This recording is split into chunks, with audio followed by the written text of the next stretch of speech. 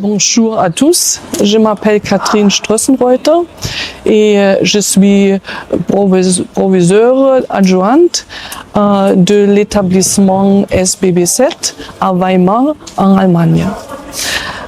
Auparavant, j'ai travaillé pendant de nombreuses années comme enseignante. Mes disciplines sont les mathématiques et la nutrition. Au cœur de mes 8 années passées à l'inspection académique en Thuringe centrale, j'ai eu l'occasion de rencontrer de nombreux acteurs du secteur de l'éducation et de travailler directement avec eux. Alors, est-ce que votre établissement dispense-t-il des mêmes formations qu'il y a ici au lycée Jeanne Cataillé? Le SBB7 compte environ 1300 des élèves et étudiantes, 90 enseignants, un assistant social scolaire et 3 secrétaires et 2 concierges. Nous proposons 14 formations professionnelles différentes.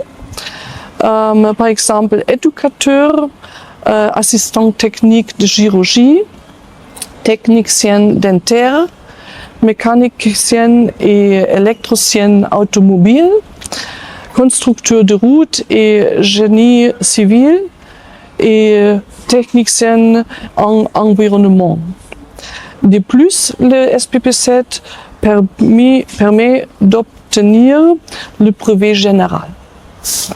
Les filières de formation de SBB7 Weimar ne sont donc pas identiques à celles du lycée Jeanne Cataillé, mais il existe en Thuringe centrale, principalement dans les villes d'Erfurt et de Weimar, 9 écoles professionnelles.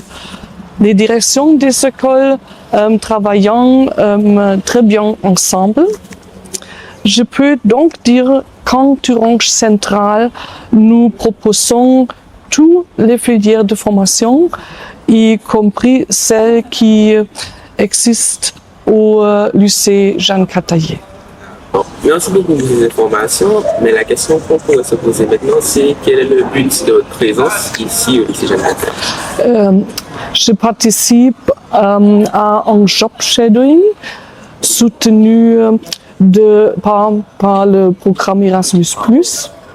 Cela signifie que je découvre les domaines d'activité de mes collègues au lycée Jeanne Cataillé. Le programme Erasmus+ existe également dans mon école, comme ici au lycée Jeanne Cataillé. Je suis convaincue des avantages que l'expérience internationale apporte, notamment pour le développement personnel. Je suis donc également ici pour explorer les possibilités d'une coopération. Alors, c'est très intéressant, mais la différence de statut entre nous, élèves, étudiants et apprenants, est-ce qu'elle ne poserait pas problème chez vous? Certes, les systèmes éducatifs allemands et français sont différents. Mais le programme Erasmus+ offre des possibilités d'échange indépendants du système éducatif. Par exemple, le job shadowing pour les enseignants et pour les élèves et étudiantes, des mobilités de groupe ou encore des stages entreprises. Pour les mobilités de groupe, des thèmes transversaux tels que la protection de l'environnement, la démocratie et participation et l'entrepreneuriat. sont très faciles à mettre en œuvre. Et il y a aussi la possibilité de communication avec e-twinning. Merci. Madame Roel, avant de vous poser la question, est-ce que vous pouvez vous présenter? Oui. Alors, je suis Madame Roel Béatrice. J'ai été enseignante d'allemand et de néerlandais en lycée professionnel. Et durant 15 ans, jusqu'en octobre dernier, j'ai été coordinatrice Erasmus+. Le programme Erasmus+, est un programme de l'Union européenne.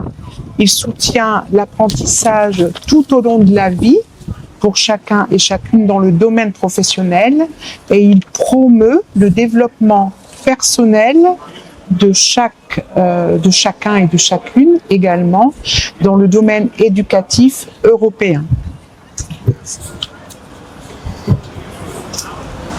Alors, Madame Roel, nous ici au lycée Jeanne Cataillé, notre expérience avec Erasmus se fait dans les pays englobant l'Irlande et Malte. Donc, est-ce que les stagiaires n'auraient pas trop de mal en Allemagne? Alors, je dispose d'un grand nombre d'années d'expérience, d'échanges scolaires professionnels avec l'Allemagne, en particulier entre Lille et Erfurt. Je pense aussi que les élèves qui sont originaires de pays non anglophones, finalement, en langue anglaise, ont un niveau de langue et un vocabulaire similaire. Donc pour eux, c'est possible de communiquer entre eux. Et en plus, il s'agit d'élèves professionnels. Donc ils ont aussi leurs gestes professionnels et leurs méthodes professionnelles. Je suis professeur de langue, donc je sais très bien que la communication peut emprunter d'autres chemins, celle par exemple la communication non verbale, la communication toute simple qui est par exemple l'entraide dans le groupe, ou celle aussi d'un développement ou d'un talent personnel qui peut être proposé au groupe. Et bien entendu, ceci ne peut pas être considéré comme un frein, bien au contraire, ça apporte beaucoup à chaque élève qui devient dans ses mobilités de groupe un communicant et un participant. Et ça se passe souvent très bien. Alors, vous pouvez répéter votre nom de famille? Strössen-Reuter. Strössen, il faut penser à Strössen-Reuter. Strössen-Reuter. Alors, merci beaucoup à vous, Madame Strössen-Reuter et Madame Roel. Alors, est-ce que vous auriez un petit mot à faire? Oh oui, je tiens à vous remercier tous, des collègues et élèves, pour votre accueil. Et je souhaite que le lycée Jeanne Cataillé continue à tirer profit des opportunités offertes par le programme Erasmus+. J'espère pouvoir accueillir prochainement des enseignantes et des élèves en Thuringe centrale. Et excusez mon français, je suis encore en train d'apprendre. Je rejoins Catherine et je voulais aussi vous remercier, l'équipe de la direction, l'équipe pédagogique et vous-même, élèves, vous-même, Kirilson, pour votre interview et pour l'accueil dans ce beau lycée. Merci. Merci beaucoup.